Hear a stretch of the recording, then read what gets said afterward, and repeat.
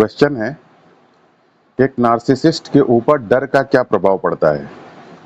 देखिए, इससे पहले कि हम इस सवाल के जवाब को समझें, ये ज़रूरी है कि हम थोड़ा सा ये समझ लें कि ये डिसऑर्डर किस तरीके से काम करता है। तो देखिए, हम सब अपने नेचुरल सेल्फ में रहना चाहते हैं। क्यों? क्योंकि नेचुरल सेल्फ के अंदर एक ब्लिस होता है, एक नेचुरल सेल्फ के अंदर एक प्रसन्नता होती है, और नेचुरल सेल्फ के अंदर इसी प्रसन्नता और ब्लिस की वजह से एक हीलिंग इफेक्ट होता है। इसलिए हम सब अपने बेसिक सेल्फ में रहना चाहते हैं। मान लीजिए किसी व्यक्ति का बहुत टॉर्चर किया जाए, तो अगर उस व्यक्ति को टॉर्चर करेंगे तो क्या वो अपने नेचुरल सेल्फ में रह पाएगा? नहीं, वो नेचुरल सेल्फ में नहीं रह पाएगा। तो वो क्या कर सकता है? बहुत सारे उसके पास ऑप्शंस हो सकते हैं।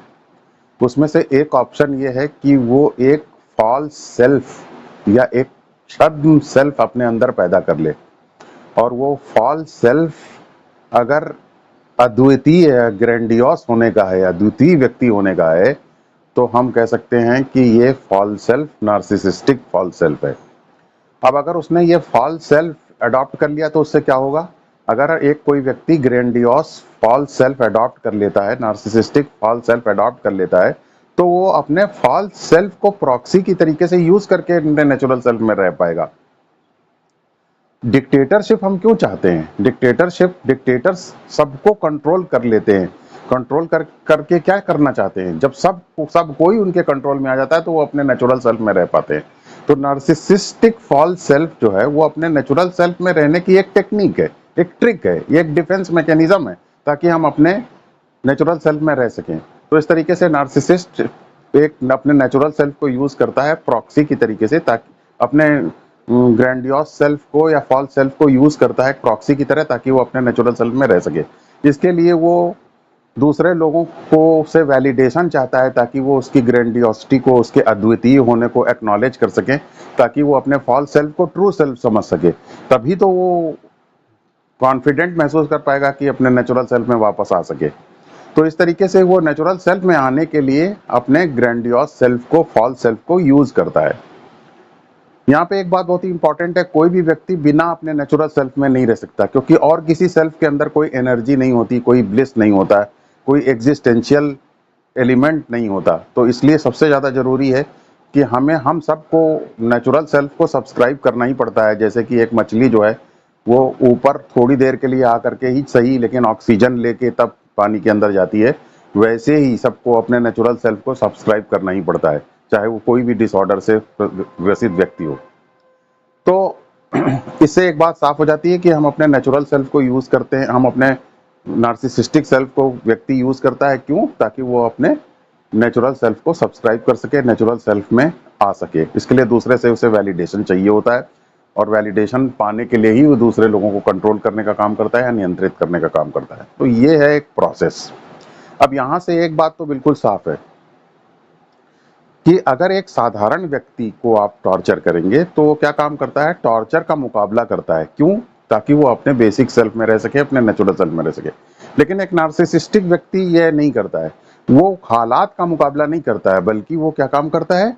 वो एक फॉल्स सेल्फ पैदा कर लेता है ताकि वो अपने नेचुरल सेल्फ में रह सके, एक इल्यूजन क्रिएट कर लेता है ताकि वो अपने नेचुरल सेल्फ में रह सके। तो आप बताइए कि ये तो एक हालात से ना मुकाबला कर पाना तो एक प्रकार का कायरता है, एक प्रकार का कावर्डिस है।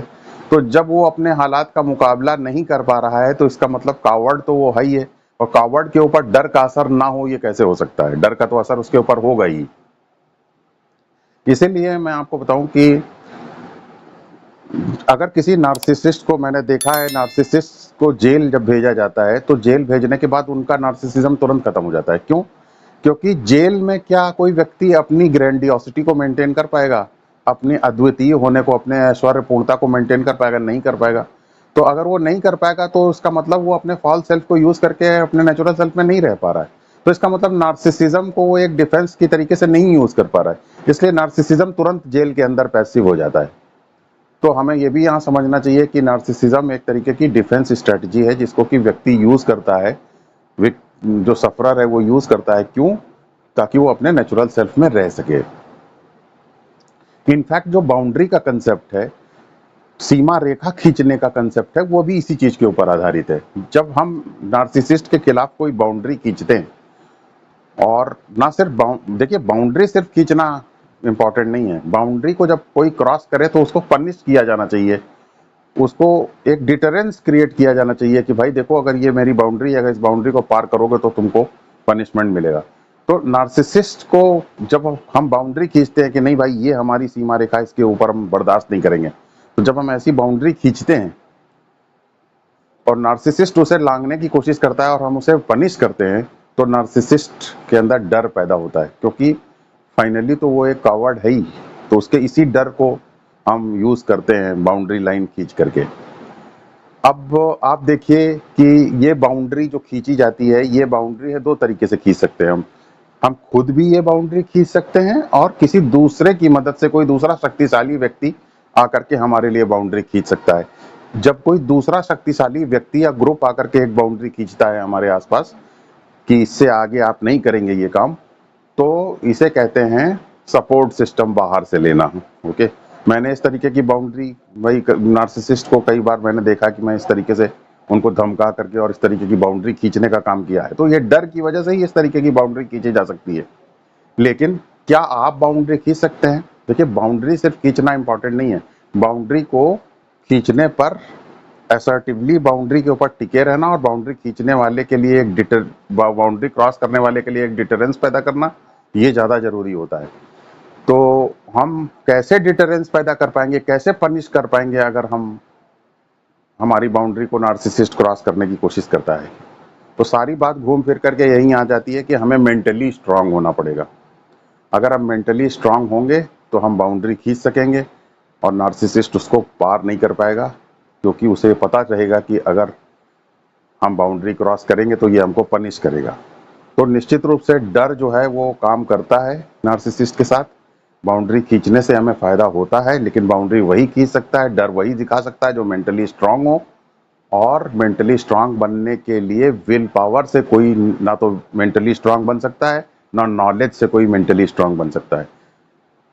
मेंटली स्ट्रांग बनने के लिए हमें स्पिरिचुअल प्रैक्टिस करनी पड़ती है, और उस स्पिरिचुअल प्रैक्टिसेस में दो प्रैक्टिसेस बहुत इंपॉर्टेंट है। एक जप करना इंपॉर्टेंट है, उसका मैंने लिंक डिस्क्रिप्शन बॉक्स में दिया है। दूसरा प्राणायाम या डीप ब्रीदिंग या जर्क डीप ब्रीदिंग, ये करना बहुत जरूरी है। क्यों करना ऐसा जरूरी है? क्योंकि हमारा जो ब्रीदिंग का पैटर्न है वो हमारे सोचने के पैटर्न से जुड़ा रहता है।